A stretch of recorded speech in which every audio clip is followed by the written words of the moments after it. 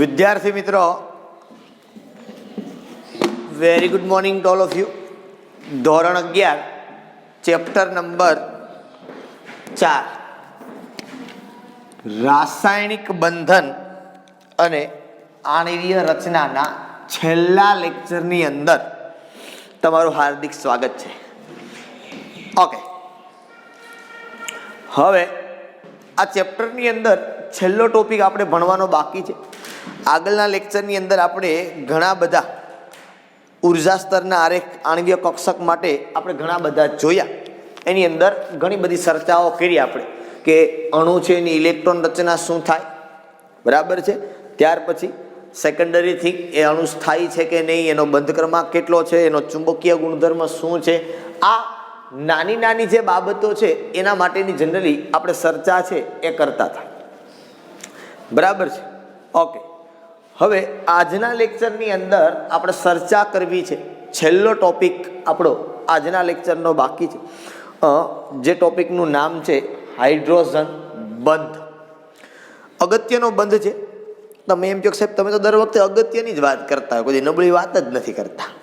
અગત્યનું એટલા માટે કહું છું કે 12મા ધોરણની અંદર એ આવશે, અને હું અવારનવાર તમને કહેતો હોઉં છું કે 12મા ધોરણમાં આવશે, 12મા ધોરણમાં આવશે, અને આવશે જ, બરાબર છે. એ હોય તો જ, એવું કંઈ હું તમને એટલા માટે નથી કહેતો કે તમે તૈયારી કરો સારી રીતે એટલે તમને ખ્યાલ પડે કેમ થાય, બરોબર, જેથી કરીને તમે પ્રિપેરેશન કરો, તમને 12મા ધોરણનું નામ આપું નહીં. ભાઈ એવું છે નહીં, તમને એવું ના લાગતું હોય 12મા વાળાને પૂછી લેવાનું, સાહેબ કહેતા હતા આ આવે છે 12મા ધોરણમાં ક્યાંય તમે ભણ્યા એમાંથી, બરાબર. એટલે તમને એમ થાય કે સાહેબ ખાલી ડરાવવા માટે કે પ્રિપેર કરાવવા માટે આપણે કહે છે, એવું નથી, બરોબર. અને તમે પાકું કરેલું હશે તો તમને કામ આવશે, એ કે મને કામ આવવાનું નથી, બરાબર. એટલે પ્રિપેરેશન કરવાની છે, જે પ્રમાણે કીધું છે એ પ્રમાણે તમારે કામ કરતું જવાનું છે. ચર્ચા કરવી છે આપણે હાઇડ્રોજન બંધ માટે કે હાઇડ્રોજન બંધ છે એ કોને કહેવાય અને હાઇડ્રોજન બંધની અંદર શું હોય, એના માટે જનરલી આજના લેક્ચરની અંદર આપણે ચર્ચા કરવી છે.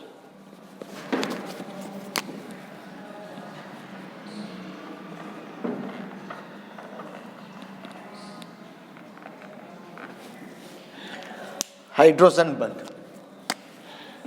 હવે એક વસ્તુ બહુ ક્લિયર છે તમારી પાસે અને મારી પાસે, શું કે સાહેબ હાઇડ્રોજન બંધની જો આપણે વાત કરીએ છીએ આની અંદર, તો આની અંદર હાઇડ્રોજન પરમાણુ હોય અને હોવો જ જોઈએ, તો જ આને હાઇડ્રોજન બંધ કહેવાય. નહીતર આને હાઇડ્રોજન બંધ આપણે કહી શકીએ નહીં. શું હોવું જોઈએ આની અંદર? હાઇડ્રોજન બંધ હોય જ, અને હાઇડ્રોજન પરમાણુ હોવો જ જોઈએ, તો જ એ હાઇડ્રોજન બંધ કહેવાય. નહીતર આપણે એને હાઇડ્રોજન બંધ કહી શકીએ નહીં. એક વસ્તુ તો નક્કી થઈ ગઈ સાહેબ, હાલો એક હાઇડ્રોજન તો છે, બીજો કોણ? તો કે ભાઈ વધુ વિદ્યુત ઋણતા ધરાવતા પરમાણુ, વધુ વિદ્યુત ઋણતા ધરાવતા પરમાણુ જેવા કે નાઇટ્રોજન, ઓક્સિજન, ફ્લોરિન, અથવા તો હજી કદાચ લખવું હોય તો ક્લોરિન, બરોબર, વગેરે સાથે હાઇડ્રોજન પરમાણુ જ્યારે જોડાય ત્યારે હાઇડ્રોજન ઉપર આંશિક ધન વીજભાર આવે અને આ જે પરમાણુ છે એની ઉપર આંશિક ઋણ વીજભાર આવે. એની ઉપર શું આવે? આંશિક ઋણ વીજભાર આવે. હવે જો હાઇડ્રોજન બંધ કેવો છે તો કે એ પોતાના અણુની અંદર પણ રચાય ને બીજા અણુ સાથે પણ બનાવી શકે. એ પોતાના અણુ સાથે પણ બંધ બનાવી શકે અને બીજા અણુ સાથે પણ હાઇડ્રોજન બંધ છે એ બને. માનો કે મેં તમને કીધું કે ભાઈ નાઇટ્રોજન સાથે હાઇડ્રોજન જોડાય, આવી રીતે તમે સમજો હાઇડ્રોજન અને નાઇટ્રોજન બે જોડાય તો કેવી રીતે સંયોજન બને તમને ખબર છે. હાઇડ્રોજન ઉપર +1, નાઇટ્રોજન ઉપર -3, તો સંયોજન કયું બનશે તમારું? NH3. ઓક્સિજનની વાત કરો તમને ખબર છે, હાઇડ્રોજન +1, ઓક્સિજન -2, બીજું શું બનશે? H2O. ફ્લોરિનની વાત કરો શું બનશે? HF. Cl ની વાત કરો શું બનશે? HCl. તો આ જે એમોનિયા છે, HF છે, HCl છે, આ બધાની અંદર હાઇડ્રોજન બંધ છે એ બની શકે, બરોબર. આ સંયોજનોની અંદર હાઇડ્રોજન બંધ બની શકે, બરોબર. ઘણી વખત એવું પણ થાય એકને એક અણુની અંદર પણ બની શકે અને બીજા અણુ સાથે પણ બનાવી શકે, બે પ્રકારની કંડિશન. અહીંયા એવું જનરલી એવું હોય, માનો કે આપણે આગળ ભણ્યા હતા કે વાન ડેર વાલ્સ બંધ છે તો એ અણુ અણુ વચ્ચે પ્રવર્તતું આકર્ષણ બળ છે. આ ખરેખર બંધ છે એટલે શું છે ખબર? એક પ્રકારનું આકર્ષણ બળ છે. શું છે? એક પ્રકારનું આકર્ષણ બળ છે. કોઈ બંધ તો છે નો ડાઉટ, પણ એક પ્રકારનું, કારણ કે કોઈ પણ બંધ એક પ્રકારનું આકર્ષણ બળ હોય. બરાબર છે. મને આપણે જોયું હતું કે બે સહસંયોજક બંધ છે તો ઇલેક્ટ્રોનની ભાગીદારી થાય. ખરેખર ઇલેક્ટ્રોન નજીક નથી આવતા. તમને ખબર છે, મેં તમને સમજાવ્યું હતું સંયોજકતા બંધન સિદ્ધાંતની અંદર કે બે પરમાણુ નજીક આવે ત્યારે આકર્ષણ અને અપાકર્ષણ બળોની માત્રાની અંદર આકર્ષણ બળની માત્રા વધુ છે એટલે ઇલેક્ટ્રોનની ભાગીદારી થાય છે. બાકી ઇલેક્ટ્રોન કોઈ દિવસે ભાગીદારી ના કરે, કારણ કે બે ઋણ વીજભારિત છે. બરાબર, તો એ વસ્તુ શક્ય નથી. તો જો હાઇડ્રોજન બંધ માટેની ચર્ચા આપણે કરીએ તો હાઇડ્રોજન બંધની અંદર એક પરમાણુ છે એ હાઇડ્રોજન ને બીજો પરમાણુ વધુ વિદ્યુત ઋણતા વાળો છે એની વચ્ચે જ્યારે બંધ બનેલો હોય, બરોબર, ત્યારે હાઇડ્રોજન બંધ છે જનરલી એની રચના છે એ કરવામાં આવે છે. બરોબર છે. ઓકે, હવે હું તમને વાત કરું કે ભાઈ હાઇડ્રોજન બંધ રચાય કઈ રીતે, પછી આપણે એની વ્યાખ્યા ઉપર પણ જશું, પણ સીધી તમને વ્યાખ્યામાં થોડીક સમજણ નહીં આવે. બરોબર, અથવા તો કહેવું હોય તો કહી પણ શકાય. બરોબર, એની વ્યાખ્યા તમારે આપવી હોય તો એવું આપી શકાય કે અંશતઃ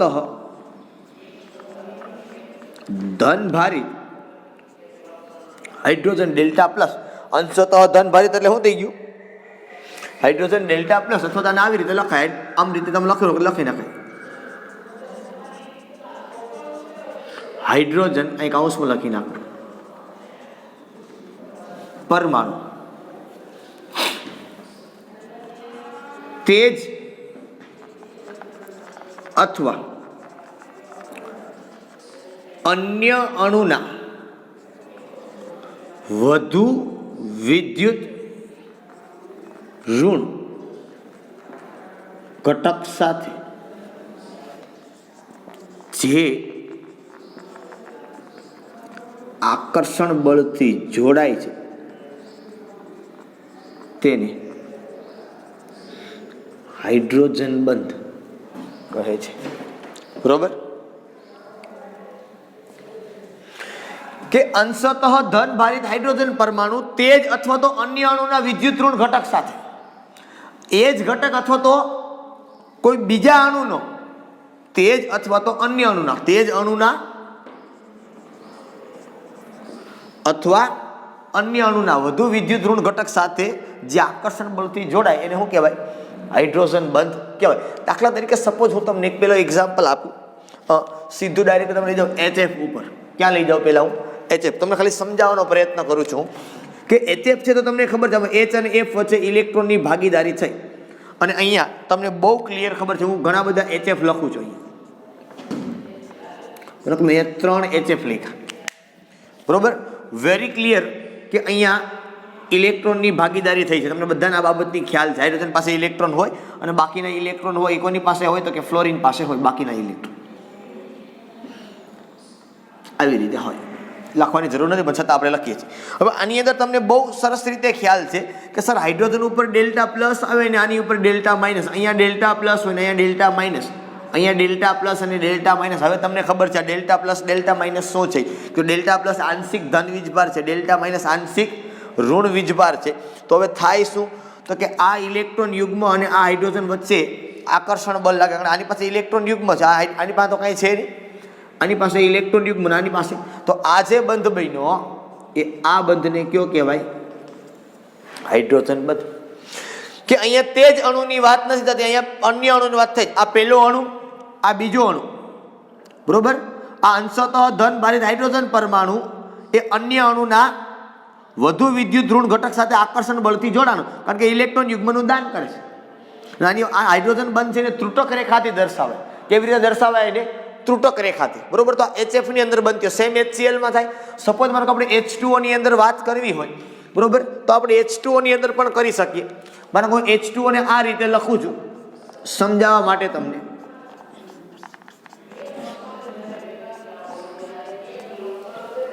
હવે તમને ખબર છે આની અંદર ઓક્સિજન પાસે 2 ઇલેક્ટ્રોન યુગ્મ છે. હવે પીડારીએ બંધ બન્યા પછી H2O. બરોબર, હવે વધારે ઊંડો નથી જતો.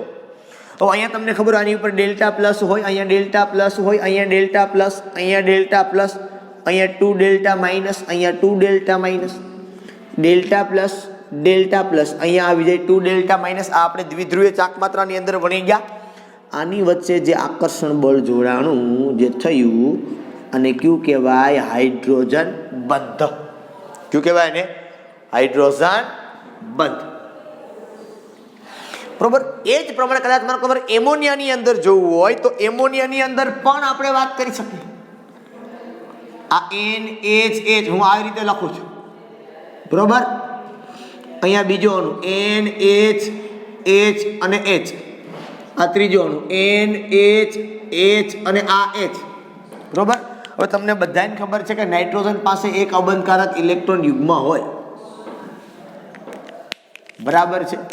ચાલો તો આને જોડો તો આવી રીતે બન્યું. તો આ જે બંધ બને એને કેવો બંધ કહેવાય? હાઇડ્રોજન બંધ કહેવાય. કેવો બંધ કહેવાય? અને હાઇડ્રોજન બંધ કહેવાય. તો એક વસ્તુ યાદ રાખવાની, વાન ડર વાલ્સ બંધની ઉર્જા 10 કિલો જૂલ પર મોલ કરતા ઓછી હોય છે. હાઇડ્રોજન બંધની ઉર્જા 40 કિલો જૂલ પર મોલ જેટલી હોય છે.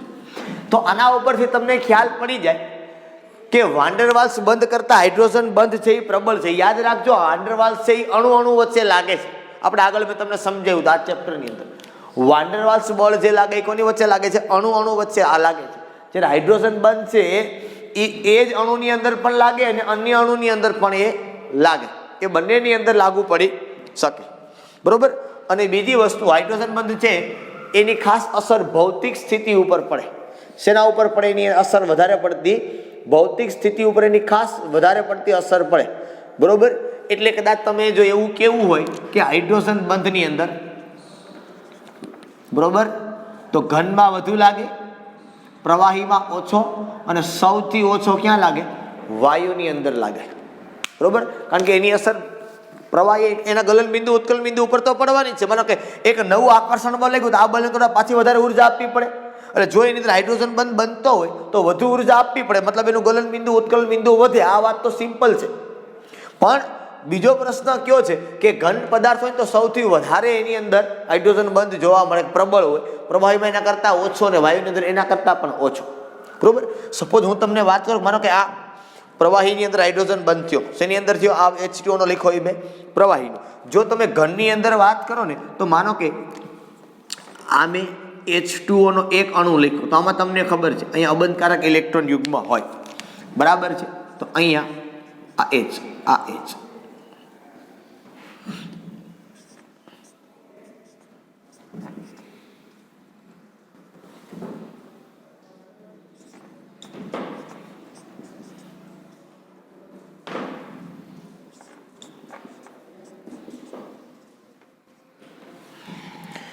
આ બરફની અંદર હાઇડ્રોજન બંધ બને છે. તમે જો આની વચ્ચે હાઇડ્રોજન બંધની રચના થાય, બ્લુ કલરથી હું દર્શાવું છું, હાઇડ્રોજન બંધ બને છે. આ જે છે શેમાં છે?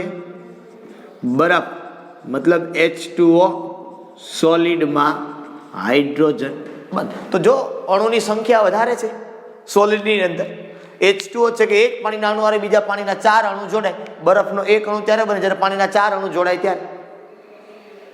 તો આનો મતલબ આખો એવો થયો કે આની અંદર હાઇડ્રોજન બંધની ઉર્જા વધુ હોય, કારણ કે સીધી વાત છે ઘન પદાર્થની અંદર અણુ નજીક નજીક હોય, નજીક નજીક હોય, બરોબર. એટલા માટે હાઇડ્રોજન બંધ છે એ વધુ બને, હાઇડ્રોજન બંધ છે એ વધુ બનશે, બરાબર. એટલા માટે હાઇડ્રોજન બંધ છે એ ઘનની અંદર સૌથી વધારે જોવા મળે, પ્રવાહીમાં ઓછો, અને વાયુની અંદર સૌથી ઓછી સ્થિતિની અંદર હાઇડ્રોજન બંધ છે એ જોવા મળે. અને બીજી વાત એ પણ યાદ રાખવાની કે હાઇડ્રોજન બંધને કારણે એના ગલન બિંદુ અને ઉત્કલન બિંદુની અંદર વધારો થાય, બરોબર. જો કોઈ અણુની અંદર હાઇડ્રોજન બંધ જોવા મળતો હોય અને બીજાની અંદર ન જોવા મળતો હોય, એના જેવો જ હોય, તો એની સાપેક્ષે જેમાં હાઇડ્રોજન બંધ જોવા મળે છે એના ગલન બિંદુ અને ઉત્કલન બિંદુ ઊંચા જાય. કારણ સીધી વાત છે કે એ બંધ તોડવા માટે વધુ ઉષ્મા ઉર્જા છે તમારે આપવી પડે, બરાબર છે. ઓકે, હવે ટોપિકની અંદર તમને સાથે સાથે ભેગું આપ્યું છે. શું આપ્યું છે તો કે હાઇડ્રોજન બંધના પ્રકાર. બરોબર, શું આપ્યું છે? હાઇડ્રોજન બંધના પ્રકાર. બહુ સિમ્પલ બાબત છે. હાઇડ્રોજન બંધ છે એના બે પ્રકાર છે. એક તમને આપ્યું છે આંતર આણ્વીય હાઇડ્રોજન બંધ, અને બીજો જે પ્રકાર આવે એને કહેવાય આંતઃ આણ્વીય હાઇડ્રોજન બંધ. એક આંતર આણ્વીય હાઇડ્રોજન બંધ અને બીજો આંતઃ આણ્વીય. આંતર આણ્વીય કોને કહેવાય? તો એક વસ્તુ સિમ્પલ યાદ રાખજો કે એક જ અણુની અંદર એક જ અણુમાં હાઇડ્રોજન બંધની રચના થાય તો તેને આંતર આણ્વીય કહેવાય. બરોબર. અને બીજો જે આપ્યો છે તમને આંતઃ આણ્વીય. એક આપ્યો તમને આંતર આણ્વીય. બરોબર, આઈ એમ સોરી આંતર આણ્વીય એક જ નહીં આવે, એક કરતા વધુ અણુમાં.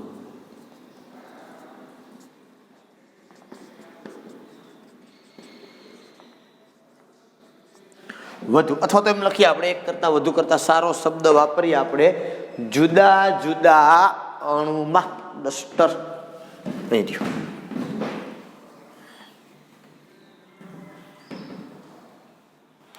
કે જુદા જુદા અણુની વચ્ચે ક્યાં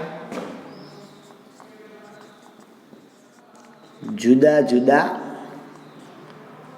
અણુ વચ્ચે હાઇડ્રોજન બંધની રચના થાય તો એને શું કહેવાય? આંતર આણ્વીય. એક્ઝામ્પલની અંદર જોવું તો આપણે આગળ જોયું આ HF, NH3, H2O, આ જે બધા બને છે આલ્કોહોલ, આ બધાની અંદર જે બને એ આ પ્રમાણે બને. આંતઃ આણ્વીયની અંદર વાત કરું તો હમણાં વ્યાખ્યા આપી તેમ કે એક જ પ્રકારના અથવા તો એક જ અણુમાં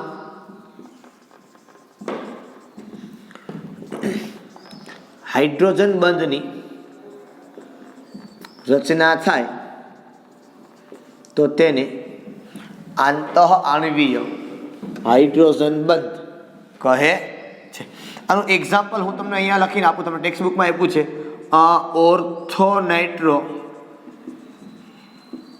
ફિનોલ. હવે સમજો ઓર્થોનાઇટ્રો ફિનોલ. બરોબર. થોડીક વાત મારે તમને સમજાવવી પડશે અહીંયા. આ ફિનોલ છે ને એટલે આવું તમે ક્યાંક જોયું હશે. આ બેન્ઝીન રિંગ, આ બેન્ઝીન રિંગ, અહીંયા OH, એટલે આને શું કહેવાય? ફિનોલ. શું બોલે આને? ફિનોલ. ઓર્થો એટલે આને પહેલો નંબર આપો તો આને બીજો નંબર અપાય. બીજા ઉપર નાઇટ્રો સમૂહ છે. નાઇટ્રો એટલે શું તો કે એક લખો અહીંયા ઓક્સિજન અને એક લખો અહીંયા ડબલ બંધથી ઓક્સિજન. બરાબર છે. અને એની અંદર આ ઓક્સિજન પાસે અબંધકારક ઇલેક્ટ્રોન યુગ્મ હોય. આ જે આકર્ષણ બળ લાગ્યું આને શું કહેવાય? આંતઃ આણ્વીય. કારણ કે એક જ અણુની અંદર છે. આ એક જ અણુ છે. ઓર્થોનાઇટ્રોફિનોલ આ એક જ અણુ છે. 1 2 છે એટલે O છે ને આને ઓર્થો બોલાય. શું બોલાય આને? બોલવું હોય તો શું બોલાય? ઓર્થો. ઓર્થો એટલે 1 અને 2 પોઝિશન પાસે હોય ને એટલે એને ઓર્થો બોલાય. બરાબર. ચાલ, આની વધારે વિગતે અભ્યાસ છે આપણે હાઇડ્રોકાર્બન ચેપ્ટરની અંદર વધારે પડતો આવશે. પણ એક જ અણુની અંદર હાઇડ્રોજન બંધ રચાય. કારણ કે આવું એક્ઝામ્પલ આ જ છે. બીજા એક્ઝામ્પલો બહુ ઓછા છે. એ બધા આ પ્રકારના જ છે. એટલે આમાં બીજું એક્ઝામ્પલ શક્ય નથી તમને આપી તો કદાચ આના જેવા જ બીજા નીકળે નકરા. બરાબર. બેન્ઝીન વાળા કે જે તમે કદાચ આનાથી કદાચ પરિચિત નથી, પણ થઈ જશો, કોઈ પ્રશ્ન નથી. ઓકે, ચાલો. તો અહીંયા વાત થઈ તમારી હાઇડ્રોજન બંધની. અગત્યની વાત છે જોવાનું હાઇડ્રોજન બંધ કોને કહેવાય, કોની વચ્ચે બને. પ્રકાર છે એ બહુ અગત્યના છે કે હાઇડ્રોજન બંધના પ્રકાર કે આંતઃ આણ્વીય અને આંતર આણ્વીય. બરોબર. વ્યાખ્યા શું એ બેના એક્ઝામ્પલ આ તમારે ખાસ મગજની અંદર રાખવાના છે. બહુ અગત્યની વાત છે હાઇડ્રોજન બંધના પ્રકાર. બરાબર. તમને પૂછવામાં આવશે કે આ અહીંયા જે બંધ બન્યો તે કયો પ્રકારનો હાઇડ્રોજન બંધ છે? આંતઃ આણ્વીય છે કે આંતરાણવીય છે. આ બાબતની તમને ખબર છે એ હોવી જોઈએ. જો ખબર ના હોય તો પછી તમને મુશ્કેલી છે એ થોડીક એવી પડે. એટલે આ બાબતની તમારે નાની એવી કાળજી છે એ લેવાની છે. બરાબર છે. ચાલો હવે આ જે ચેપ્ટરમાંથી તમને હું લઈ જાઉં છું JEE અને નીટના અમુક ક્વેશ્ચન્સ તમને પૂછવામાં આવે તો એની અંદર શોર્ટકટ મેથડો છે એ કઈ કઈ હોઈ શકે, કેવી રીતે હોઈ શકે, એ બાબત ઉપર આપણે આજે જવું છે. હવે જે આગળના લેક્ચરની અંદર જ તમે MOT બનાવ્યું, મોલેક્યુલર ઓર્બિટલ થિયરીની અંદર જે તમે ડાયાગ્રામ બનાવતા હતા, MO ડાયાગ્રામ જેને કહેવાય, મોલેક્યુલર ઓર્બિટલ આણ્વીય કક્ષક ચિતાર કે ઉર્જા સ્તરના આરેખ, બરોબર, આલેખ નહીં આરેખ, બરોબર, એ જે બનાવતા હતા એની અંદર ઘણી વખત પૂછે કે ભાઈ આ અણુ છે તેનો ચુંબકીય ગુણધર્મ કયો. માનો કે તમને એવું પૂછવામાં આવે કે ભાઈ O2+ અણુ છે તો એ પ્રતિચુંબકીય છે કે અનુચુંબકીય, અથવા તો એમ પૂછે કે નીચેનામાંથી કયો અણુ છે એ પ્રતિચુંબકીય છે, તો O2 આપ્યું હોય, N2- આપ્યું હોય, C2- આપ્યું હોય, બરાબર છે, F2 આપ્યું હોય, તો પછી આમાં તમે શું કરો ગોતવા માટે? તો કે સર આની અંદર તમે ગોતવા માટે શું કર્યું? તો કે બધાની ઇલેક્ટ્રોન રચના લખીને પછી એમાંથી ચૂગું ગોતી. બરાબર છે કે આણ્વીય કક્ષકની અંદર બધાય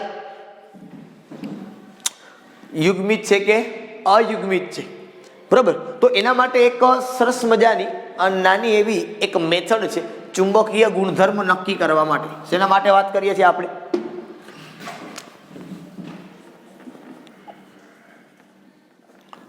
અણુના ચુંબકીય ગુણધર્મ નક્કી કરવા માટે. શેના માટે વાત કરી છે? અણુના ચુંબકીય ગુણધર્મ નક્કી કરવા માટેની વાત કરી છે. હવે એક વસ્તુ તમને બહુ ક્લિયર ખબર છે, શું? પેલું, જો અણુમાં બધા જ ઇલેક્ટ્રોન યુગ્મિત હોય તો અણુ પ્રતિચુંબકીય છે. સેકન્ડ, જો અણુમાં કોઈ ઇલેક્ટ્રોન અયુગ્મિત હોય તો અણુ છે એ કેવો કહેવાય? અનુચુંબકીય. અયુગ્મિત એટલે તમને ખબર છે એકલો હોય તો એને અયુગ્મિત કહેવાય, યુગ્મિત એટલે બધા જોડકા હોય તો એને યુગ્મિત કહેવાય. પછી એક જ અયુગ્મિત હોય આખા અણુની અંદર તો પણ એને અયુગ્મિત કહેવાય, બરોબર. ચાલો, મેથડ એ છે આની અંદર કે શોર્ટકટ એ છે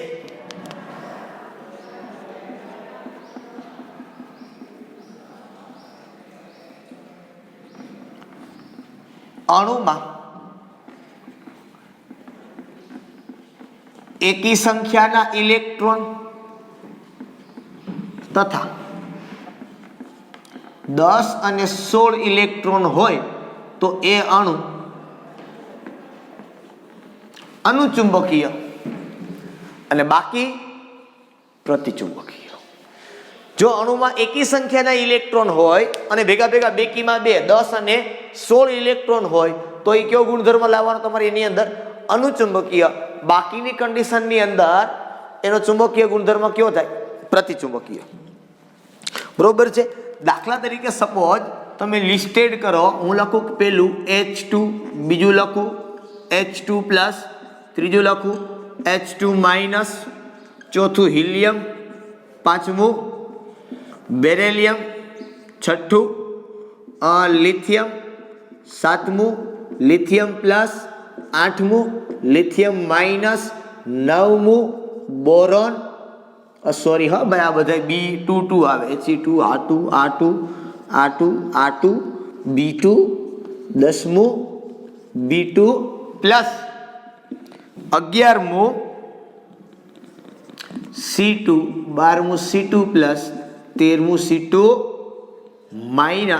C2 2+, 14મું C2-, 15મું C2-, 16મું N2, 17મું N2+, 18મું N2 2+, 19મું N2-, 20મું N2 2-, 21મું O2, 22મું O2 plus, બરોબર. હજી આપણે ઘણા બધા લખી શકીએ, લખવા હોય તો, બરાબર. ચાલો પહેલા આટલાની વાત કરી લઈએ. H2 ની અંદર ઇલેક્ટ્રોન કેટલા હોય તો કે 2, બેકી છે.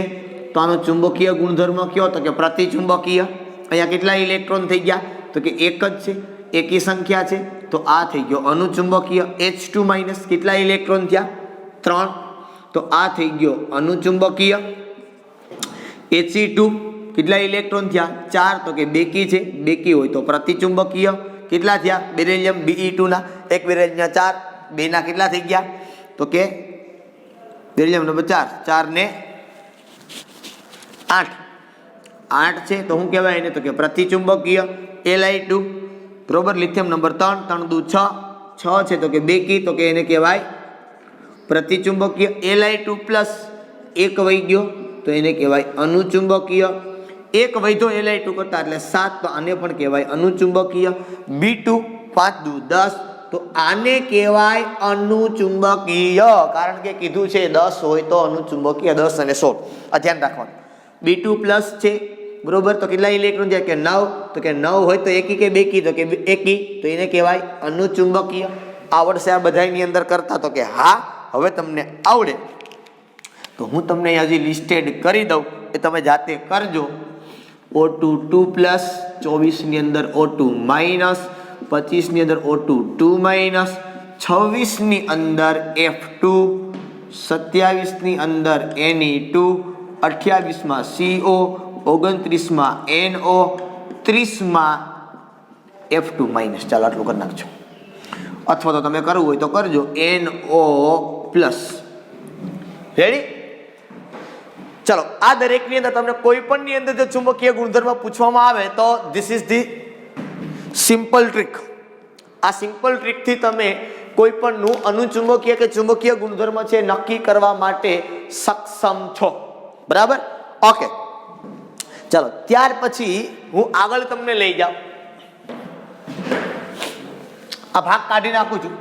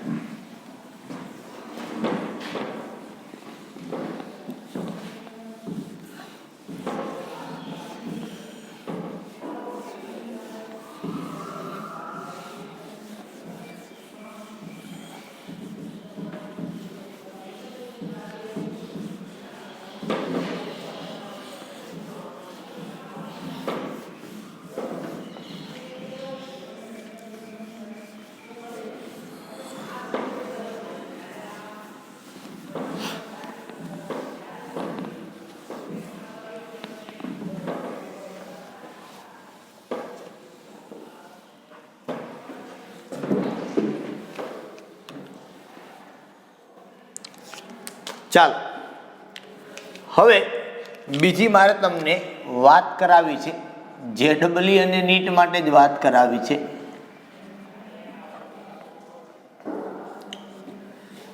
સંકરણની. શેની વાત કરાવી છે? સંકરણ. શોર્ટ મેથડથી સંકરણ છે એ કરતા આપણે શીખવાનું છે કે કેવી રીતે કોઈ પણ અણુની અંદર સંકરણ નક્કી કરતા આપણને આવડે. બહુ સિમ્પલ ટ્રીક છે, એકદમ સિમ્પલ અને સરળ બાબત છે આની અંદર, જે તમને કામ કરતા એકદમ સરળતાથી આવડશે, બરાબર. ચાલો આપણે જઈએ સંકરણ માટેનું સૂત્ર શું છે એના ઉપર કામ કરીએ. પહેલું કે ભઈ સંકરણ બરાબર, અહીંયા લખું છું, મધ્યસ્થ પરમાણુમાં રહેલા સંયોજકતા ઇલેક્ટ્રોનની સંખ્યા વત્તા હાઇડ્રોજન તથા ફ્લોરિન, ક્લોરિન, બ્રોમિન, આયોડિનની સંખ્યા માઇનસ વીજભાર ભાંગા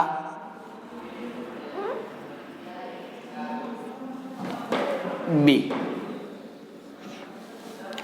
કોઈ પણ અણુનું સંકલન નક્કી કરવું છે તમારે, એ કોઈ પણ અણુના સંકલન નક્કી કરવા માટે આ મેથડથી તમે કોઈ પણ અણુનું સંકલન નક્કી કરી શકો, પણ મધ્યસ્થ અણુનું સંકલન નક્કી થાય આ સૂત્રથી. કયું?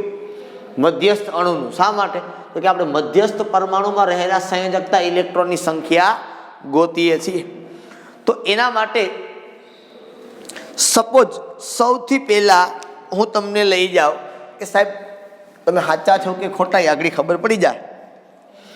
ઓકે, પહેલું સિમ્પલ અને સરળ તમને હું ક્યાં લઈ જાઉં? CH4 માં.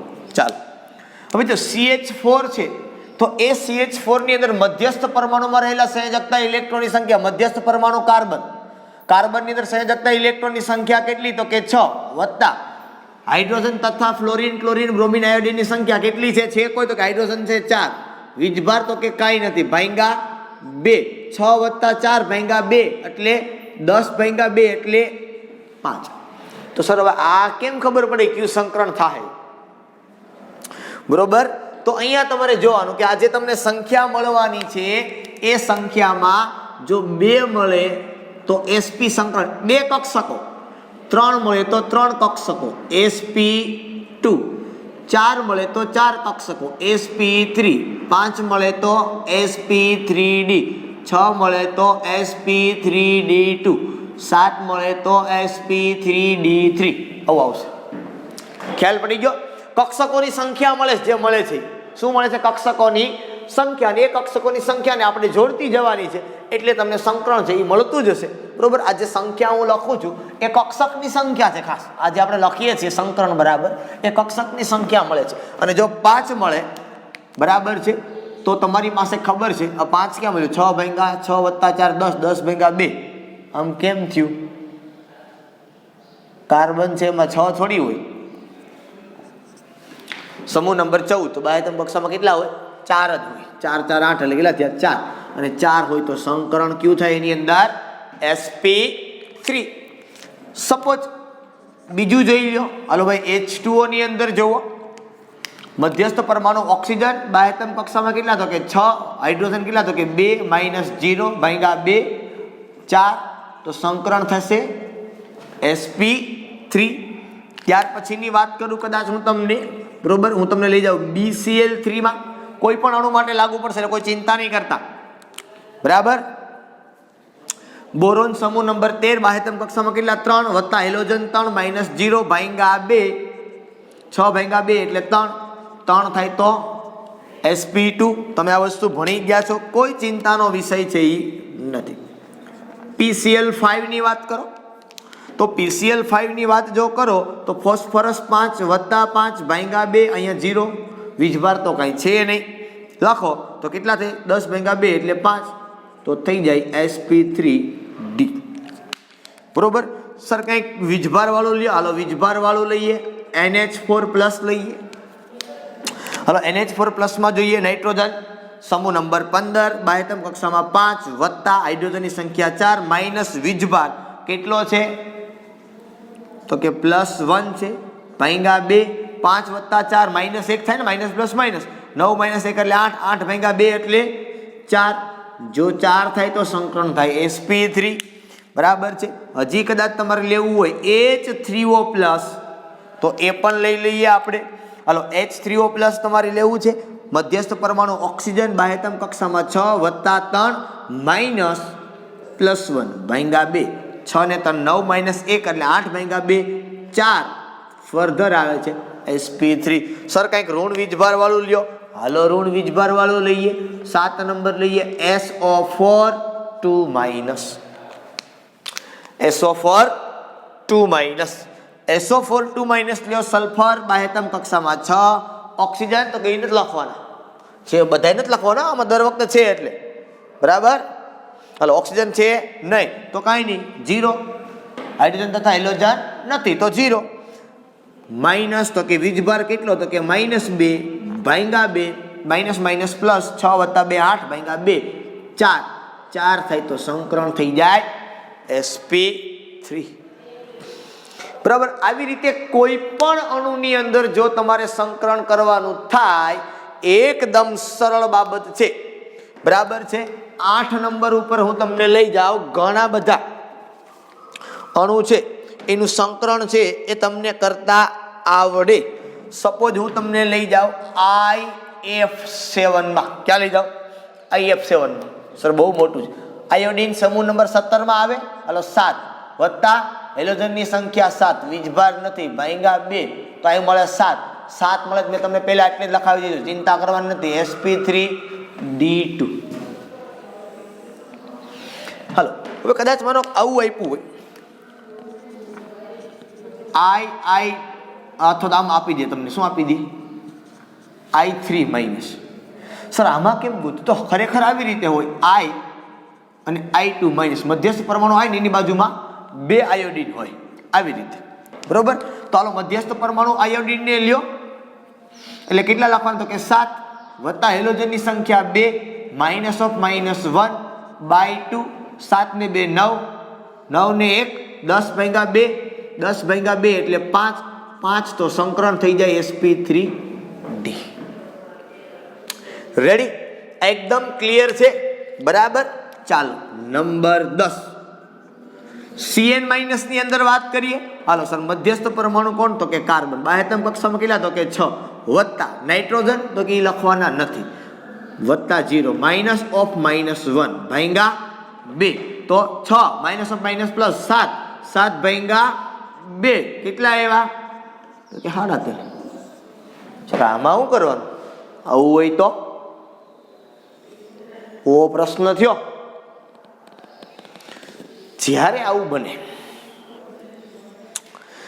તમને અપૂર્ણાંકમાં, હવે ખબર છે સાહેબ આ સંખ્યા પૂર્ણાંકમાં મળે તો કઈ વાંધો નતો આવતો, અપૂર્ણાંકમાં મળે તો દુખાવો થાય। તો ત્યારે આપણે એક બીજું સૂત્ર છે આપણી પાસે હજી, અને એ સૂત્ર એવું છે કે આમાંય લાગુ પડે અને આમાંય પડે। તો સીધું એ આપ્યું હોત તો, પણ એ થોડુંક સ્પેસિફિક છે। તો સંકરણ બરાબર સિગ્મા બંધની સંખ્યા વત્તા અબંધકારક ઇલેક્ટ્રોન યુગ્મ કૌંસમાં લોન પેર ની સંખ્યા। સિગ્મા બંધની સંખ્યા વત્તા અબંધકારક ઇલેક્ટ્રોન યુગ્મની સંખ્યા। હવે જો આ તમને તો જ આવડે જો તમને લુઈસ બંધારણ આવડે તો। જો તમને લુઈસ બિંદુ નિરૂપણ ન આવડે તો આ સંકરણ તમને કરતા આવડે નહીં। આ વસ્તુ સમજજો ખાસ, બરાબર। સપોઝ જ્યાં અટવાણા હતા એની જ હું પહેલા વાત કરી દઉં, બરોબર, એટલે તમને ખ્યાલ પડે। કદાચ એના કરતા હું પહેલા હું તમને લઈ જાઉં। ચાલો પહેલું જ બંધારણ હું તમને કદાચ સપોઝ આપું BeCl2 નું। શેનું આપું? હવે BeCl2 ની અંદર તમને ખબર છે કે મધ્યસ્થ પરમાણુ બેરિલિયમ, આ બે બાજુ ક્લોરીન। હાલો બેરિલિયમના કેટલા ઇલેક્ટ્રોન? તો કે બાહ્યતમ કક્ષામાં 2, ક્લોરીનમાં 7 છે ભાઈ। આ તમને બહુ હવે ખબર છે એટલે બહુ ઊંડો આમાં નથી, ધીમે ધીમે નથી જાતો, ફટાફટ ભાગું છું, બરાબર। હાલો અહીંયા કયો બંધ છે સાહેબ? આ તો કે આ તમને દેખાય છે, આ કયો બંધ? સિગ્મા। આ કયો બંધ? સિગ્મા। સંકરણ તમારે જોઈ છે બેરિલિયમ માટે હું વાત કરું છું, સિગ્મા બંધની સંખ્યા કેટલી? તો કે 2। અબંધકારક ઇલેક્ટ્રોન યુગ્મ બેરિલિયમ પાસે જોવાનું, બેરિલિયમના બંધ 2 છે કોઈ? તો કે નથી। ઇલેક્ટ્રોન યુગ્મ હોય, ઇલેક્ટ્રોન નહીં। કેટલા? તો કે 0 બરાબર 2 તો સંકરણ થાય sp। આની અંદર કિંમત મૂકવી હોય તો મૂકી દો તમે। મધ્યસ્થ પરમાણુ સંખ્યા 2 વત્તા આ 0 વત્તા 0 પૂરું થઈ ગયું। બાહ્યતમ કક્ષામાં બેરિલિયમની અંદર કેટલા આવશે? બરાબર સેમ ટુ સેમ રહેશે, એની અંદર કોઈ જાતનો ચેન્જ નહીં થાય। 2 વત્તા 2 4 ભાગ્યા 2 એટલે પાછું 2 આવી જાય તમારું આ સૂત્રની અંદર। આમાં અગત્યની વાત એ છે કે તમે ક્લોરીનનું સંકરણ કાઢી શકો આમાંથી। હાલો ક્લોરીનમાં સિગ્મા બંધ કેટલા? 1। આ ક્લોરીન એક જ સિગ્મા બંધ છે ને। અબંધકારક ઇલેક્ટ્રોન યુગ્મ કેટલા? તો કે 3, ટોટલ થયા 4। તો સર આમાં સંકરણ થાય sp3 વોટ એ બ્યુટી. ખ્યાલ પડે છે આખી બાબત? શું મેજિક છે જુઓ તમે, કે અહીંયા તમે બેરિલિયમનું જોતું હતું સંકરણ તો પણ તમને મળે છે ભાઈ, કે એસપી થાય, અને આમાં તમારે હેલોજનનું જોઈ છે સીએલ નું તો પણ તમને સંકરણ મળે છે. બંને બાબતેથી સંકરણ મળે તમને. માનો કે સીએન બાબતની આપણે વાત કરતા હતા, બીજાની અંદર લઈએ સી અને એન, બરાબર. તો તમને ખબર છે અહીંયા કે આ બે ઇલેક્ટ્રોન બે ઇલેક્ટ્રોન બે બે બે ના 5, અહીંયા આ 4 થઈ ગયા. હાલો જોડો, આ 1 આ 2. હવે શું કરવાનું? તો કે સીએન ઉપર માઇનસ વીજભાર છે, આ પણ મગજની અંદર રાખવાનું. અહીંયા અષ્ટક થાય જોવો તો 1 2 3 4, 1 2 એટલે 4, 4 ઇલેક્ટ્રોન 5 6 અને 7, 1 ઘટે. અહીંયા 1 2 એટલે 4 5 6, અહીંયાથી 2 ઘટે. તો શું કરો? એક એક ઇલેક્ટ્રોન લઈને અહીંયા બંધ બનાવી દો. હાલો બની ગયા બંધ. તો હવે શું થાય? તો કે 1 2 3 એટલે 6 7 અને 8, આનું થઈ ગયું. અહીંયા 6 અને 1 7, અહીંયા ઘટે છે. તો આ એક ઇલેક્ટ્રોન આવશે કોના વાળો? માઇનસ વાળો, બરોબર છે. હાલો એ ઇલેક્ટ્રોન આવ્યો. હવે આમાં તમને ખબર છે 3 બંધ હોય તો ઉપરનો પણ પાય, નીચેનો પણ પાય, વચ્ચેનો સિગ્મા, બરાબર છે. ઓકે, તો જો તમે અહીંયા મારે ખાલી કાર્બનનું સંકરણ જોવું છે, કાર્બનનું સંકરણ જોવું છે. કાર્બનમાં સિગ્મા બંધ કેટલા? તો કે 1. અબંધકારક ઇલેક્ટ્રોન યુગ્મ કેટલા? તો કે એ પણ 1. ટોટલ કેટલા થયા? 2. જો ટોટલ 2 થયા તો સંકરણ અહીંયા કેવું થઈ ગયું ભાઈ? sp. સેમ તમે નાઇટ્રોજનની વાત કરો, નાઇટ્રોજનની અંદર વાત કરો, નાઇટ્રોજનમાં સિગ્મા બંધ કેટલા? 1. અબંધકારક ઇલેક્ટ્રોન યુગ્મ 1. ટોટલ 2. સંકરણ sp, બરાબર છે.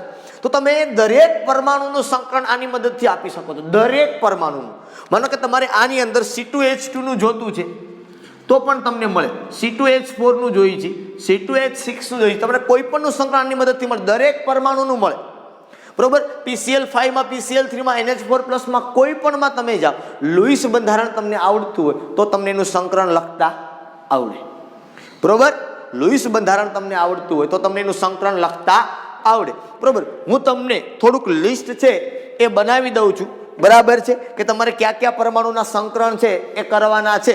એટલે મારી પાસે લિસ્ટ બનાવેલું છે, હું તમને આપી દઉં. અહીંયા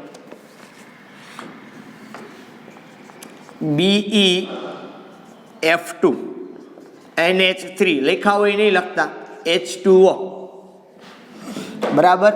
PCl3 SF2 SF4 SF6 SO SO2 SO3,